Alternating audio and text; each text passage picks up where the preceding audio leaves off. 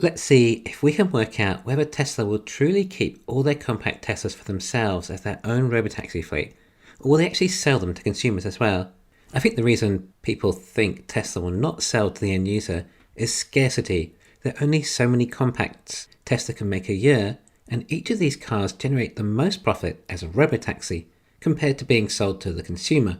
But there comes a point when robotaxis will saturate. Not only that, but there would eventually be diminishing returns, and any new ones added to the fleet could even result in a loss. Once there are enough robotaxis to serve the total addressable market, then Tesla don't need any more, not to mention the sheer length of the life cycle of these vehicles.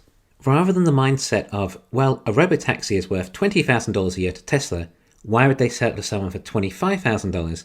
This is the view of return on cars. But if it's not so scarce, and Tesla could be making 5 to 10 million of them a year, then this is not scarce. Eventually, it will be finding the best return per consumer rather than car, as there are a lot more consumers than cars. Some people think that a lot of people will simply give up car ownership and solely use robotaxis. And I agree. This will definitely be a thing for some people. It's a highly affordable and convenient way to travel, especially if you live in a city like New York. It would undoubtedly end the legacy taxi and ride-sharing businesses.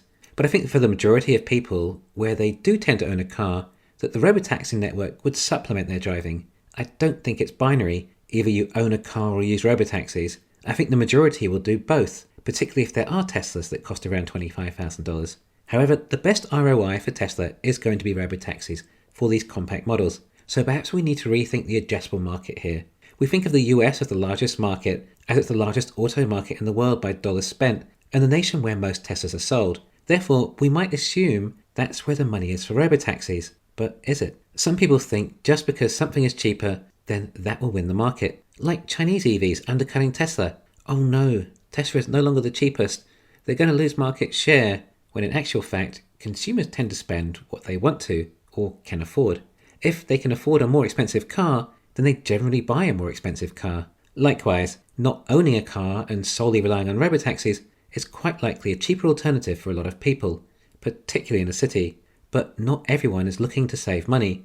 They still see value in owning their own car, particularly if it also has FSD anyway. Oh right, that's a new concept. Robotaxis will also have competition, as if you own your own self-driving Tesla, then that can also serve a lot of the market that an Uber driver was, or now robotaxis. For example, if you've been drinking and over the limit to drive legally, then your Tesla can drive itself. Oh right, Uber has reduced drunk driving incidents. FSD will likely further reduce that again too.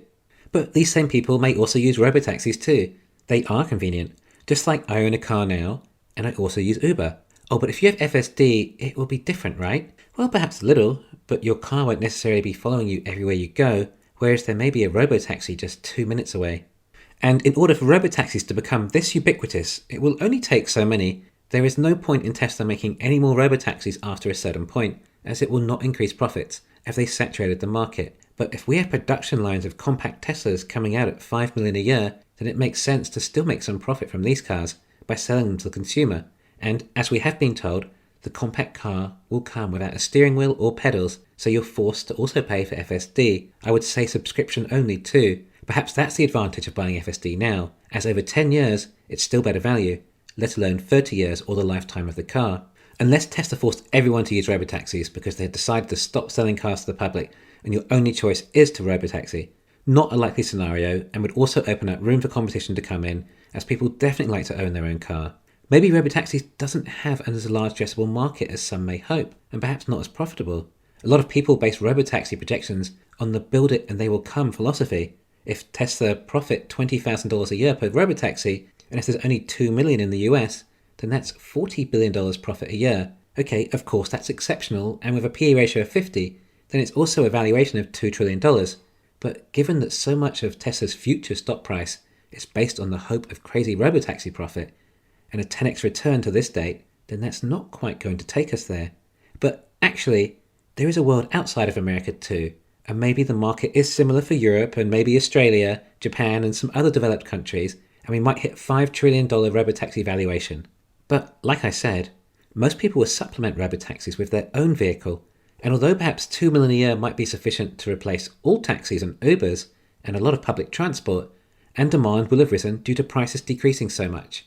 Well, there is another element too. Your cost of ownership of a private car has also decreased significantly. Added to that, your private car also has FSD, so that will have an impact on demand too.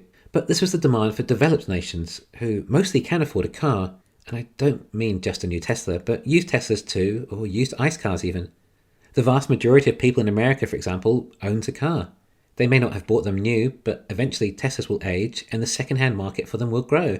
We need to think of the mindset of 10 years or so out and how things will eventuate. And this is where the real addressable market for robotaxis may actually reside, in nations that can't afford any car, where $10,000 or $5,000 is just not attainable, even if there is no gas to pay for. The initial capital expense is just too difficult to get past, and these are the markets where robotaxis could really flourish, offering comfortable, safe, climate-controlled, clean, convenient transport at the equivalent cost of public transport, or perhaps cheaper. And I believe the solution to this would be the carpooling service, containing 4 to 5 passengers in each robotaxi, to further reduce the cost of transport by, well, about a quarter to a fifth. Oh, but no one wants to pool in a car with strangers. Perhaps Americans or so might not, but other nations do not care so much about their own personal space. It's a cultural thing. Then imagine the Tesla AI behind picking the most efficient routes for collecting people and dropping them off, when even compared to Uber pooling, that doesn't actually do that bad a job already. Tesla's AI will learn and remember regular passengers and their routes and times and be ready to pick them up before they even order. And those that did have cars in these nations, well, their cars are likely old, cheap, dangerous, and still cost a bit to run and maintain. If robotaxis were reliable and ubiquitous, it would make sense to give up your car and just use robotaxis. This will allow easier, faster, safer, and cheaper transport for so many people in these nations, which will be of economic benefit. Also, if they are pooling, then that is perhaps 1/4 fewer cars required to make the same trip, and thus less traffic and congestion, which is often a common problem in such nations. In places like Jakarta, the governments in these nations could even incentivize pooling. It would mean their nations are more productive as a result. And as for addressable market, well, Indonesia and Brazil alone have 500 million people, not to mention India and China. A factory on every continent. How many times have we heard Elon say this? Tesla has done very little in the way of South America. I think it likely that these nations will be mainly focused for robotaxis with compact Teslas. I think most Americans and Europeans lack the ability to be able to drive their own cars themselves, so I'm not sure of how much value a $25,000 Tesla will really have in the US if it doesn't have a steering wheel.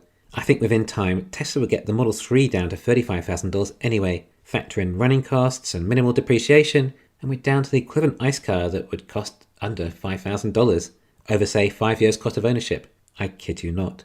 So how many robotaxis are we talking about when globally saturated? Well, perhaps that's some research for another video. But as for that 2 million potential in the US, well, what if we just added a zero on it for now and took it to 20 million? And with a PE ratio of 50, we have our $10 trillion valuation already. But it could be as high as 50 million. I think an econometrics model is required for this. And this, of course, would be in addition to all of Tesla's other ventures. Thanks for listening. Please hit the thumbs up and subscribe. You can follow me on Twitter and talk to me on Patreon.